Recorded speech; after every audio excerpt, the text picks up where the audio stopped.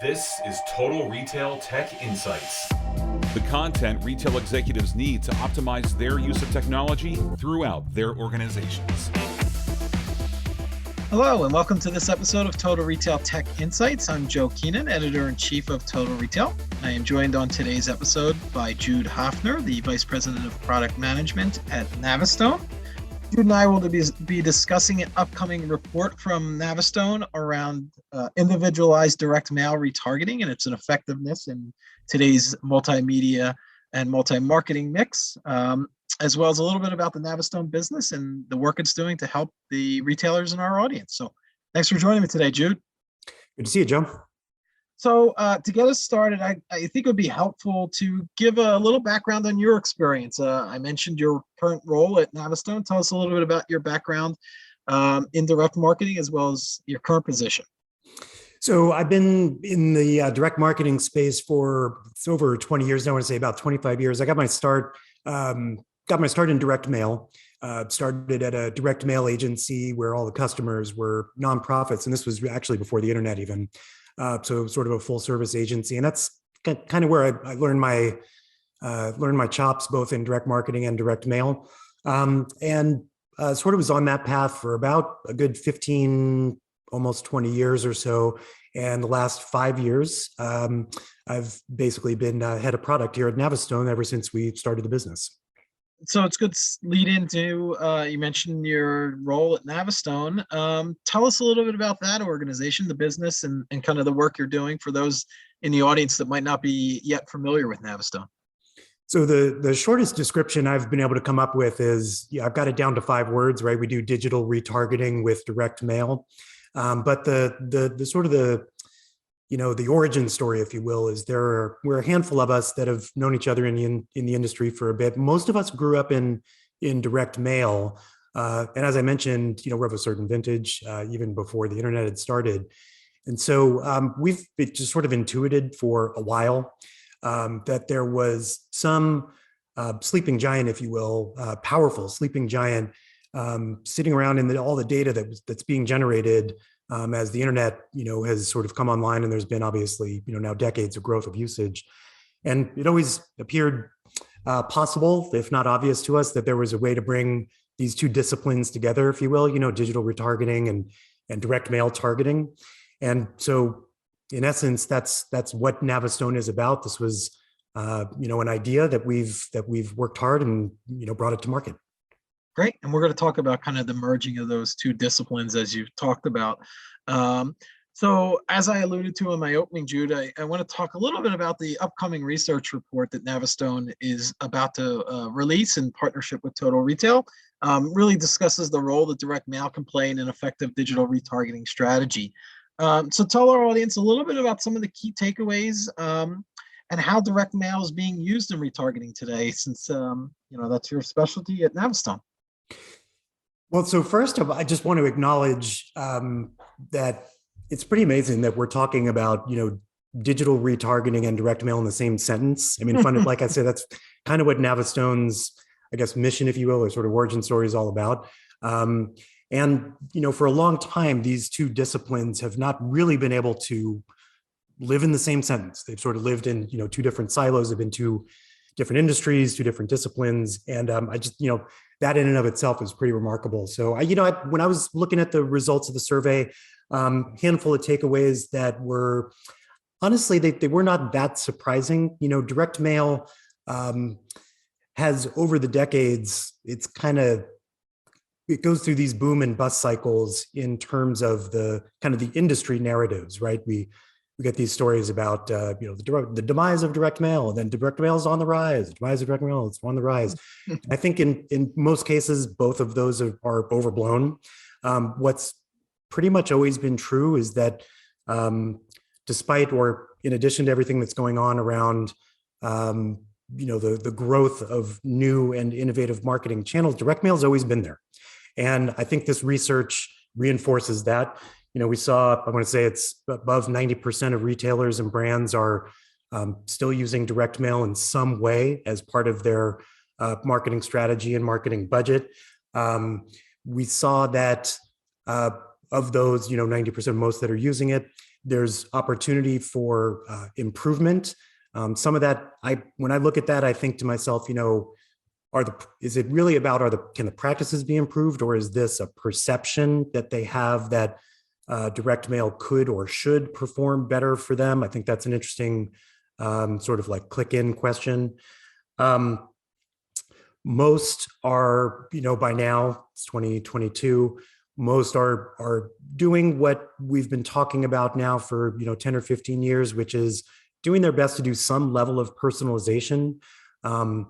And there's a little bit of a disconnect we saw in the level of satisfaction that brands feel like they're getting out of the personalization that they're deploying, which is to say, they're using personalization, they're using direct mail, and they've got this expectation of either actual results or maybe a lift in results that they might get from new strategies. There's a little bit of a disconnect between sort of what they're expecting and what they're seeing. Those are kind of the headlines that I took away from it. Yeah, that's great. And I'm going to get back to kind of your perception point too, that direct mail, there's some stigmas, I will say, around it, that it's kind of an old school and it's kind of lost its relevance. But to your point, and I think the conversation comes back to just building on your last answer, Jude, around really relevance in the relevance of the marketing material, and the channel is less important to the consumer. I think sometimes marketers get wrapped up into the channel. At the end of the day, if you're sending a relevant piece, whether it's direct mail, whether it's an email, whether, whatever the case may be, if it's striking a chord and meeting a need for the consumer and it's relevant to the consumer, then they don't really care if it's direct mail or some other digital channel. At least the data is kind of bearing that out. Is that kind of what you're hearing as well? Yeah, it is. And I think I think the important distinction here that sometimes gets lost when we're all talking about these things, in conferences or in conversations like this, is like direct marketing as a marketing strategy is built on matching data with really any medium to maximize relevancy, right? That's fundamentally what direct marketing is about. Inside of direct marketing, you've got lots of different options and a growing number of channels or media, if you want to call it that, right? So there's direct mail. There is what we call programmatic or digital retargeting banner advertising. There's been email. These are all flavors of direct marketing, but fundamentally direct marketing is about maximizing relevancy by combining data with whatever channel that you're executing on. And that individualization too, and taking that personalization. You mentioned there's maybe a slight disconnect between the levels of personalization that marketers are putting into their campaigns and then what they're expecting in return. And I guess it comes down to really individualizing each piece. Right. And essentially technology is the enabler of that, right? Mm-hmm. So, the easier, the more advanced we get with technology, the better the computing capacity, the better the tools and tricks that we as marketers have at our fingertips, the better the relevancy will be. The better our ability to measure things that we're testing to try and improve relevancy and response rates are going to be. Just the more success that we'll have. And I think, for direct mail, to kind of get back to your question about the perception of direct mail as being a little bit old and staid, I think there's a perception that direct mail, the tricks and tools and the technology that's been around to support that relevancy has sort of trailed behind digital. And that to some extent may be true, but that's, at NaviStone, that's obviously what we believe is sort of what we're bringing together, right? It's the ability to leverage the data that underpins digital retargeting, combine it with a medium that still today produces really excellent response rates. Yeah, and we're going to get into that performance piece in a minute, but I wanted to talk a little, for our audience's education in terms of the report that we're addressing, the methodology a little bit. So talk a little bit about kind of the process of gathering this research data. So we wanted to get a good sample size here. So we went, a broad range of opinions. So, in terms of business size, we went down, we've got representative businesses in there down to, the SMB, around the 10 million in sales range, all the way up to, $1 billion companies. We heard from, direct consumer. we've got some voices in there from CPG. So, lots of different kind of go-to-market models. So I think it's a good set of voices with an interesting mix of different applications of direct mail. When you think about how you're constructing your campaigns and your segmentation, who you're targeting, how you're targeting, what data you have to bring to bear at the individual and customer and household level, really sort of a healthy mix of voices that we wanted to hear from in there. In terms of those individual respondents too, I guess the marketer is probably the target person that you wanted to hear from. They're making these decisions about how the direct mail fits in, retargeted direct mail fits into an overall marketing strategy. So I guess marketers were the primary demographic you wanted to reach. Yeah, of course. Yeah, the marketers, as you say, they're the ones making the decisions. They're the ones managing budgets. They're the ones responsible for allocation of resources and sort of balancing all these different channels that they can use for marketing, in terms of investment, plus the execution of it. So yeah, those are, when we go out and do these surveys, it's almost always the marketers that we want to hear from. Yeah, that's great. I want to come back to a point we were talking about performance and performance of retargeted individualized direct mail in comparison with some of the digital marketing channels that are out there. And that the conversion rate and ROI from direct mail outpacing that of nearly every digital marketing channel. That was one of the key findings that is contained within the report. Yet, there is that perception out there that direct mail is this older, more traditional marketing channel, doesn't have the kind of allure especially with younger shoppers that some of these digital interactions they might be having are. Can you talk a little bit about the data in terms of performance and what it's saying and what that might mean for marketers as they devise their budgets and figure out how they're going to be spending their money? Yeah, so it's always been the case. I think it's almost always been the case that response rates from direct mail have been higher than most digital media. And so, a question that's worth asking, I've asked myself quite a bit over the years is, how is it that digital media has eaten into so many of the direct mail budgets? And I think what we've seen over the years is that it's really been a cost-based innovation. Okay, what is interesting and efficient and scalable about digital media is that essentially the marginal cost of an advertisement is something approaching zero. And that's never been true of direct mail. It likely never will be true of direct mail. But sort of with all the obsession with the cost side of things, we sort of lost sight a little bit of the power of direct mail still to drive response. And so I think it's really actually just an attention and focus story. Those response rates have always been there. Now, I think that's changing. I think there's a couple of things at work driving some of that change. One of those things that's driving the narrative change, if you will, just the last couple of years around privacy, third-party cookie, all these sort of challenges that the digital space is having, are starting to overcome the cost narrative on the digital side, and it's giving direct mail sort of another chance to get the attention of marketers as they're thinking about allocating their budget. So the reality is that when you look at response rates from direct mail and you compare them to digital banner ads, you compare them to email, they have been, probably will continue to be, anywhere from 5 to 10 to 20 times the response rate. And the question becomes, is that enough of a response rate, a high enough response to sort of make the economics of direct mail work, because of that cost side of things. And that's really just pretty simple math that any direct marketer can do. It's an efficiency question. Most of the time, the answer is yes. But it is also the case that, this is where you start to really use your chops to get into the data. Some segments, yes. Some of your customers are going to be more responsive to direct mail.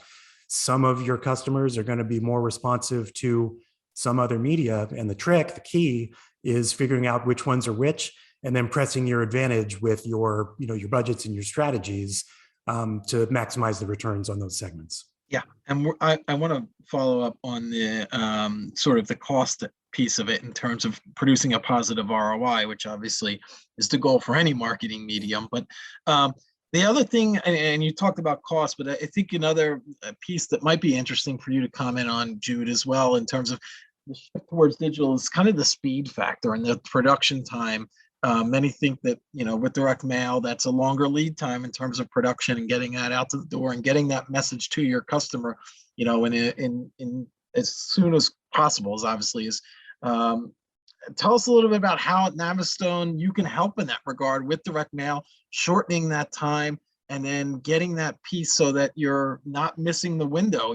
Consumer attention spans are short, hitting them when they're ready to make a purchase. Tell us a little bit about the speed and how that factors into it as well. So first, I just want to say something about pace of innovation and cost of medium. Direct mail is perceived to have these, sort of greater expenses associated with it. And the digital media seems to be the space where there's more innovation going on. And I actually have a different view of this. I think that costs drive innovation. I think there's more innovation going on in direct mail these days, actually, than there is in digital marketing. And I think it's being driven by the fact that marketers are in search of more efficient ROI.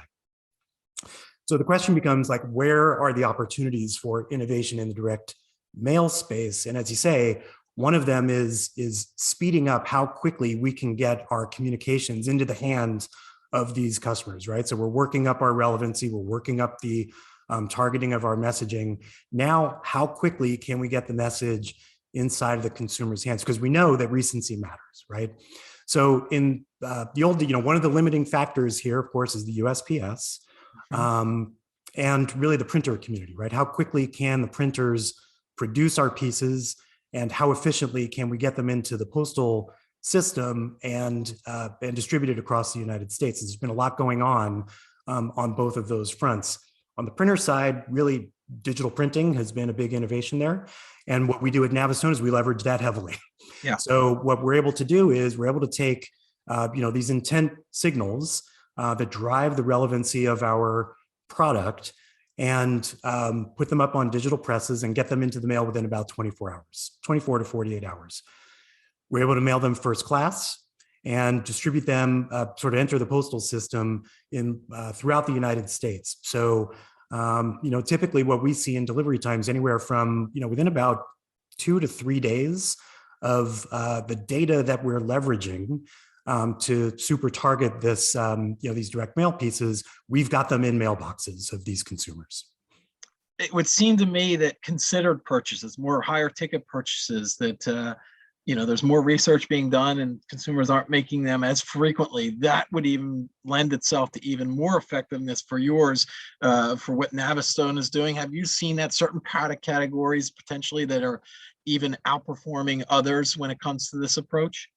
We are, and it makes some intuitive sense, right? The more considered purchase allows for that a couple of days that it is, that it's going to take for the marketing to get in their hands to have an impact. For sure, the sort of the more considered the purchase, we're seeing some really wonderful success in the travel industry, right? These are considered purchases. They take some advanced planning. They're not small ticket. Home decor, right? It's not a $5 piece of art that's up on your wall, couch you're going to think about for a little while. Redecorating an entire room, you're going to put some planning together. And so intuitively that makes sense. It's one of the things I actually found was really interesting about the fact that, we continue to get interest from the CPG community and how they can put what we are doing to work. And it's still a bit of a puzzle to solve, but, so much of CPG tends to be, lower ticket stuff. We have not seen yet that digital retargeting for a dental floss purchase is super effective. You need dental floss, kind of need it right away.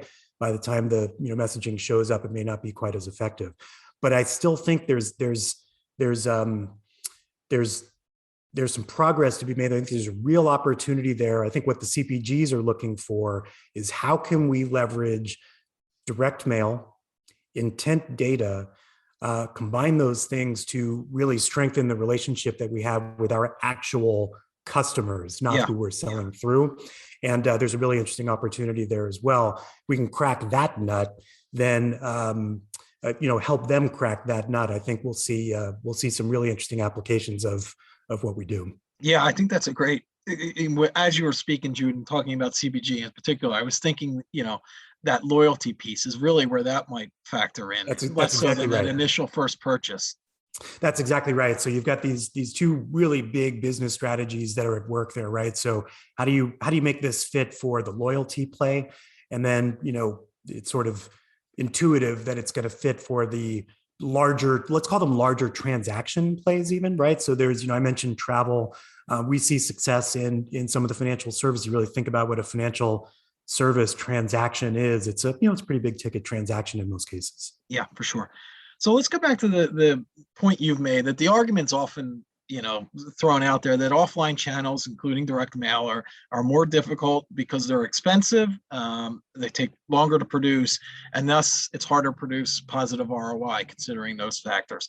So tell us a little bit about what the data is showing in the upcoming report and how that might impact marketers' decision-making as they're planning out their media spend. So what the data show in this research report really matches up, frankly, with the data that we see inside of our sort of product performance, if you will, okay?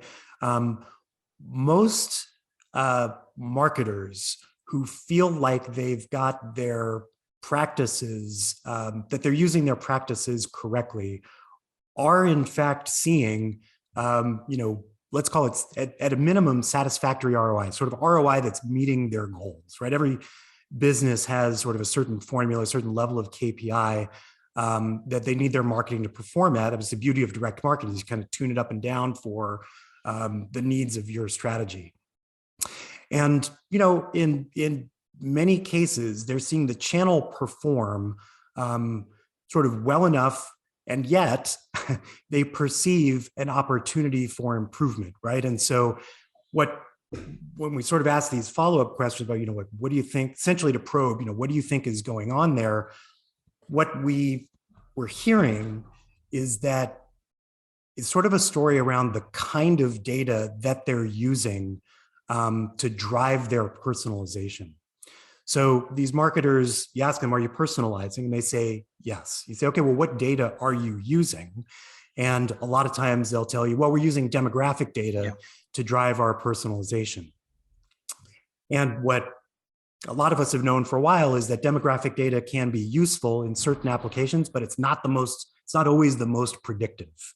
That there are some other types of data that if you can organize it and link it in the right way and leverage it in the right way, will drive up your response rates. It will drive up relevancy. And so, there's lots of examples, sort of humorous examples we could probably come up with about how demographic data might actually end up being a mismatch for the message that you're trying to send out there. If you roll back 20 or 30 years, maybe more than that, maybe 40 or 50 years, right? The recognition that past purchase data was demonstrably more powerful and more predictive than demographic data that's been known for a long time. The beauty of what we're seeing today, and where we see that NaviStone derives its power, really the success of the product, is that we're using now even a different kind of data. We think about it as intent data. This is the data that we can leverage from the digital behavior that we can sort of extract out of digital behavior, and it's really taking it to the next level, right? So it's sort of the next innovation of what the predictive power of data. And I think we're going to see, as more marketers adopt intent data, we're going to see the more of the community recognize that the power of it relative to demographic data, which we still see a lot of marketers using as sort of their primary source. And that intent data can be browse data too. So that's what you're powering those retargeting efforts based upon, is if I go on to, a website and look at a particular product, you're then, and I don't purchase, I can be retargeted with that browse intent data.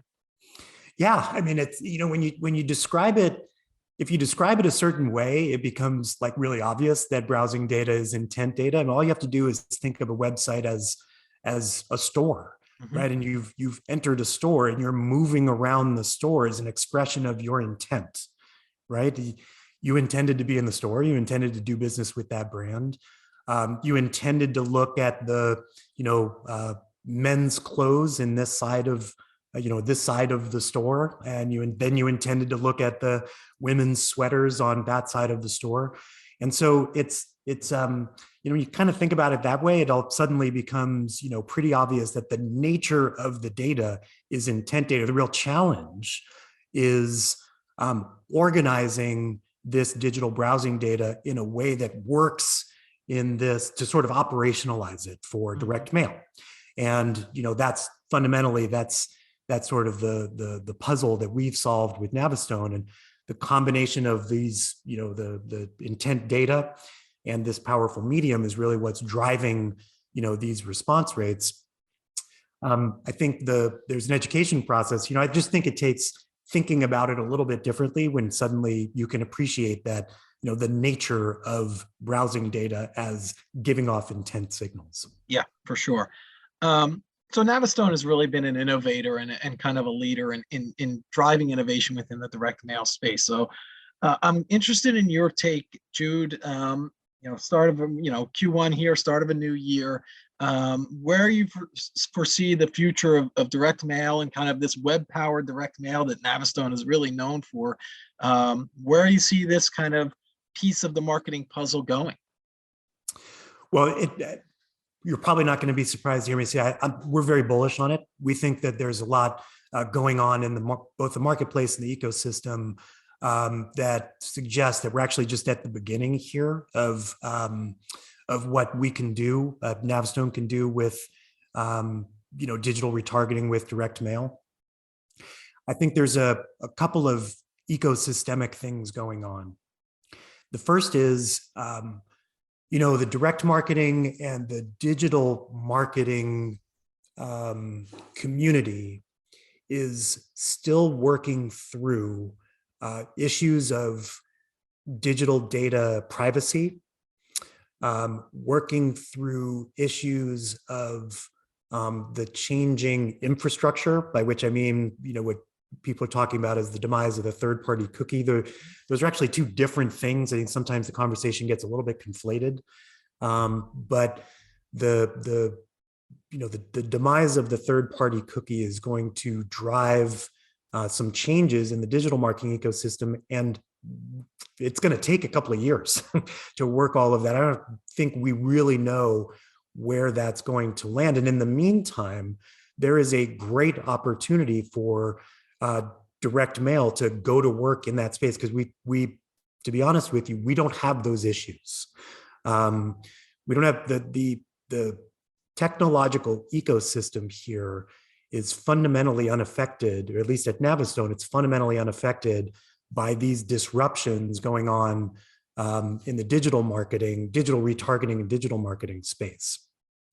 So I think digital retargeting with direct mail and digital marketing with direct mail is going to accelerate its usage in this time period. Yeah, it could fill a void there. And like you're saying, yeah. It's going to fill a huge void. And I think marketers are going to, while the digital ecosystem is sort of working out its issues, marketers still need to look around and say, okay, well, what assets do I have available? Strategic assets do I have available to me that I can put to work now? And the answer is first-party data. Yeah. And digital browsing intent data can be first-party data. You can use it to drive really effective marketing programs, and that's really the backbone of what we do. The other thing I see in the space that I think is going to drive adoption and acceptance of this is, I think I mentioned a little bit earlier, the innovation in the printer space. You go back 10, 20, whatever years it is. Printing was all litho. I'm going to age myself a little bit here. It was all litho and fairly inefficient. It was very difficult to do and expensive to do small runs.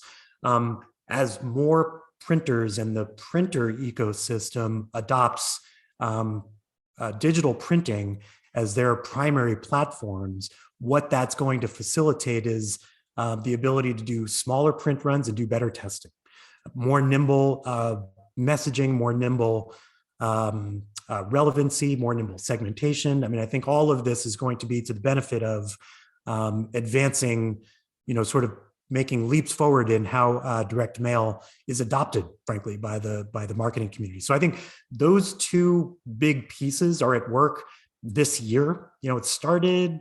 We really started seeing it in the last year or two, maybe a couple of years before that, depending on which piece you're evaluating. But I think the space is wide open to drive adoption really in the next 2 or 3 years. We're quite bullish on it. Yeah, and I tend to agree, and it presents a real opportunity for NaviStone. So I'll close with Jude. For those in our audience that are interested in learning more about NaviStone, the work you're doing, and how you could potentially help with some of these digital retargeting through direct mail and opportunities in that space, what would you advise our audience to do to learn more about NaviStone and how it could be of help to them? Well, go to our website, navistone.com. You can see how it works. If this feels like something novel to you, so like you're thinking, how does digital retargeting with direct mail work? Just go to our website and start there. You can reach out to us and send in an inquiry where we'll be very happy to get back in touch with you and explain, how all this can work. It's pretty easy to do. We are very supportive of all of our customers. We sort of help you through the process. We'll set you up and guide you through how it works and make sure it works for you.